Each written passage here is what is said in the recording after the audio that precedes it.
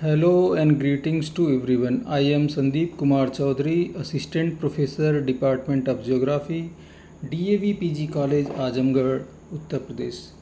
Today I am going to share my thoughts on topic ancient Indian words of wisdom. Vacho vegan. When to be silent. Some practical tips. For the purpose of 5P24 second assignment seminar presentation. दोस्तों, प्राचीन भारतीय ज्ञान कितना समृद्ध था यह किसी से छुपा नहीं है, इसलिए हम विश्वगुरु के नाम से जाने जाते थे। इसी प्राचीन भारतीय ज्ञान परंपरा से निकले एक महत्वपूर्ण शब्द वाचो वेगन, जिसका अर्थ है वाणी पर संयम या कब चुप रहना चाहिए। इसी विषय पर आज हम चर्चा करेंगे। अक्सर हम बोलने की कला पर ध्यान देते हैं, लेकिन चुप रहने की कला भी उतनी ही महत्वपूर्ण है।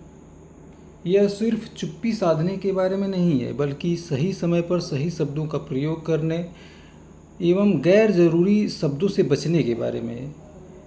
आइए इसके कुछ व्यवहारिक सुझावों को बिंदुवार उदाहरणों से समझते हैं।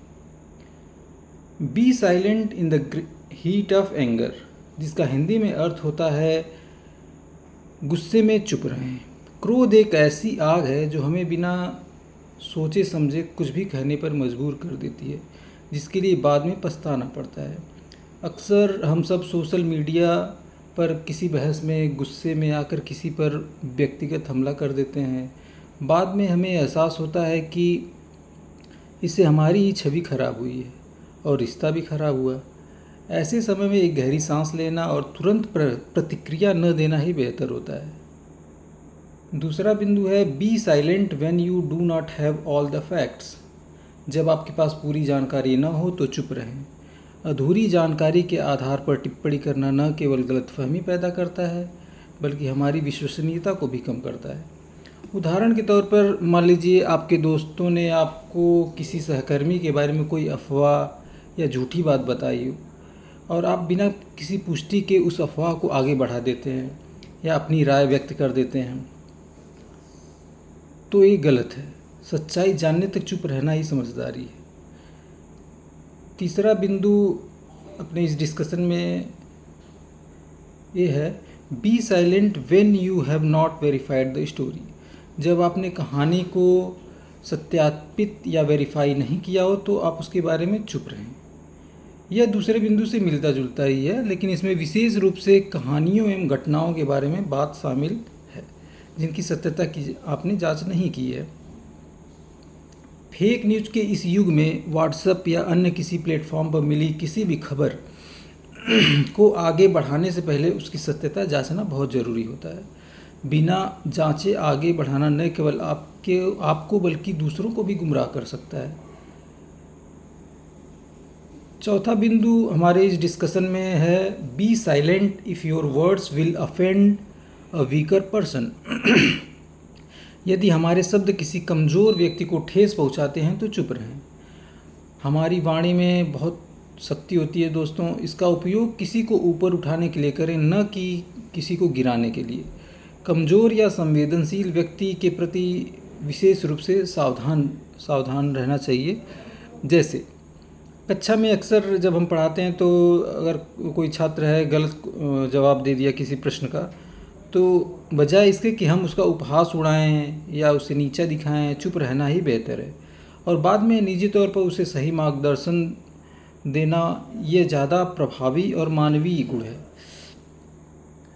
हमारा पांचवा बिंदु इस डिस्कशन का है be silent when it is time to listen.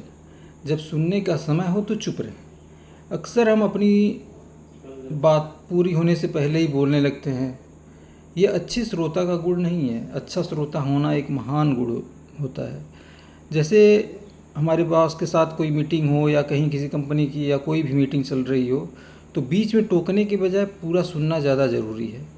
इससे न केवल हमें पूरी जानकारी मिलती है, बल्कि यह व्यवहार हमारा दूसरों के प्रति सम्मान भी दिखाता है। छठवां बिंदु है be silent when you are tempted to make light of holy things. दोस्तों, आजकल के इस सोशल मीडिया के ज़माने में बहुत ही पवित्र मानी जाने वाली चीज़ों का भी लोग मजाक उड़ाने से गुरेज नहीं करते हैं। धार्मिक भावनाओं या पवित्र माने जाने विषयों का अनादर करने से बचना चाहिए। यह दूसरों की आस्था का सम्मान करने के बारे में है। उदाहरण के लिए हम देख सकते हैं कि विभिन्न धार्मिक त्योहारों अनुष्ठानों पर लोग व्यंग करते हैं, उन्हें नीचा दिखाने की कोशिश करते हैं, अनावश्यक विवाद को जन्म देते हैं। हमें इन सब विषयों पर बोलने से बचना चाहिए, चुप्पी बनाए ही रखना बेहतर है। इस डिस्कशन में हम आगे हमारा अगला पॉइंट है, be silent when you are tempted to joke about सिन।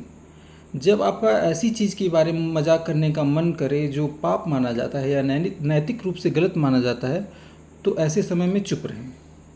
गलत कामों या नैतिक व्यवहार का मजाक उड़ाना उन्हें सामान्य बनाता है, जो समाज के लिए अच्छा नहीं है। जैसे भ्रष्टाचार या किसी अपराध पर हल्के फुल्के अंदाज में मजाक करना भले ही आपको हास्यपूर्ण लगे या उसमें मनोरंजन आए, मज़ा आए, लेकिन अंततः ऐसी बुराइयों को कम करके आंकने जैसा है। ऐसे विषयों पर हमें गंभीर होना चाहिए। इस कड़ी में अगला बिंदु है हमारा, be silent if you would be ashamed of your word later. यदि आपको बोले गए शब्दों पर बाद में शर्म आए तो चुप रहें। बोलने से पहले सोचें कि ये शब्द ऐसे हैं जिसे आप भविष्य में भी स्वीकार कर पाएंगे। जैसे किसी सार्वजनिक मंच पर या सोशल मीडिया पर जल्दीबाजी में कोई टिप्पणी न करें और फिर जब उस पर नकारात्मक प्रतिक्रिया आए तो पछताएं ना। इससे बचने का यही सबसे अच्छा तरीका कि पहले यही सोच लें कि आपकी टिप्पणी आपको बाद में शर्मिंदा कर सकती है। Be silent if your words would convey the wrong impression. यदि आपके शब्दों से गलत धारणा बने तो चुप रहें। कभी कभी हम बहुत अच्छी नीयत से कुछ बोलते हैं, लेकिन हमारे शब्दों का गलत अर्थ निकाल लिया जाता है। ऐसे में अगर हमें लगता है कि इसमें जो हम बोल रहे हैं उसमें अस्पष्टता नहीं होगी, तो ऐसे मौके पर चुप रहना ही ज़्यादा ज़रूरी है। किसी संवेदनशील विषय पर बोलते समय यदि आपको लगता है कि आपके शब्द को गलत तरीके से समझा जा सकता है या वे किसी समूह को गलत तरीके से प्रभावित कर सकते हैं, तो अधिक सावधानी बरतनी चाहिए। तब तक चुप रहें जब तक आप अपनी बात को स्पष्ट रूप से प्रस्तुत करने में समर्थ न हो। दोस्तों, समय कम है, इसीलिए मैं आगे के बिंदुओं को सिर्फ बिंदुवार आपके सामने प्रस्तुत कर देता हूँ। जिससे अगला बिंदु है, be silent if the issue is none of your business. इसका तात्पर्य है कि अगर किसी मामले का आपसे संबंध नहीं है तो चुप रहें। उड़ता तीर लेने की कोशिश ना करें। अगर आजकल की भाषा में मैं एक शब्द प्रयोग करूं तो इसी तरह अगला बिंदु है, be silent when you are tempted to tell an outright lie. झूठ बोलने की नौबत आ जाए तो चुप रहें। झूठ बोलना संबंधों को तोड़ता है, विश्वास को नष्ट करता है।